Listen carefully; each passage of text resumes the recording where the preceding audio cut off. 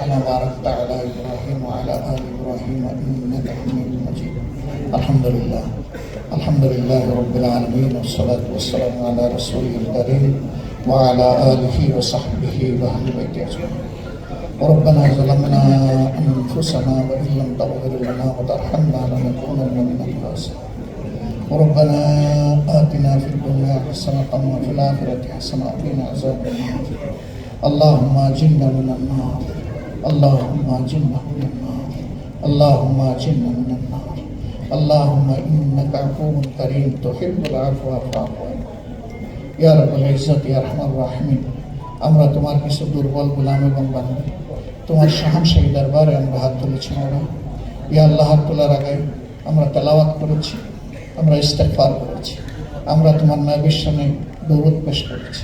আয় আল্লাহ, তুমি আমাদের তেলাওয়াত, ইস্তেগফার এবং দরুদকে কবুল করো। ইয়া আল্লাহ, এর বিনিময়ে আমাদের সবাইকে তুমি ক্ষমা করো।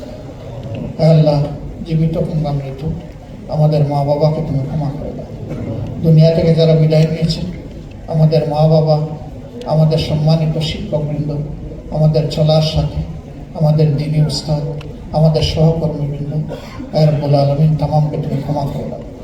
আল্লাহ, তাদের কবরগুলোকে তুমি জান্নাতের টুকরায় পরিণত করে দাও। আল্লাহ, তাদের কবরের সাথে তোমার মায়ার জান্নাতের জানালা খুলে দাও। ইয়া আল্লাহ, আমরা যারা জীবিত আছি তাদের হায়াতে তুমি বরকত দান করো, তাইয়িব হায়াতে নায়াত করো, বাকি জিন্দগি তোমার মকবুল গোলামি করার তৌফিক দান করো। ইয়া রাব্বুল আলামিন, তুমি আমাদের প্রিয় দেশের উপর রহম করো, শান্তির ফয়সালা নাজিল করো। প্রিয় স্বাধীনতাকে তুমি কিয়ামত পর্যন্ত সমুন্নত রাখো। আয় আল্লাহ, সব ধরনের বিপদ আপদ থেকে সুরক্ষা দান করো।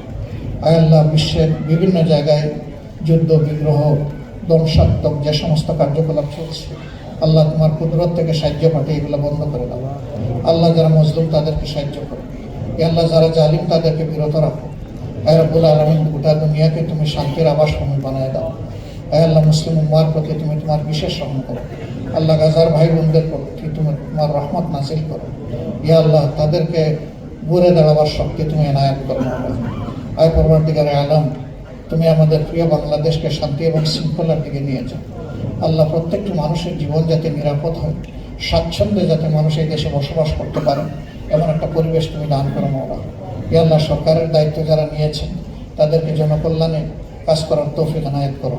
সকল প্রকার অপরাধ এবং অসত্য থেকে তাদেরকে তুমি রক্ষা করো মাওলা। আমরা যারা বিরোধী দলে আছি, আল্লাহ, আমাদেরকে সংগত ন্যায্য আচরণ করার তৌফিক দান করো। আল্লাহ, সবাই মিলেমিশেই যেন দেশটাকে সামনের দিকে আমরা এগিয়ে নিয়ে যেতে পারি, সেই তৌফিক তুমি এনায়েত করো মাওলা। রব্বানা তাকাব্বাল মিন্না ইন্নাকা আনতাস সামিউল আলিম।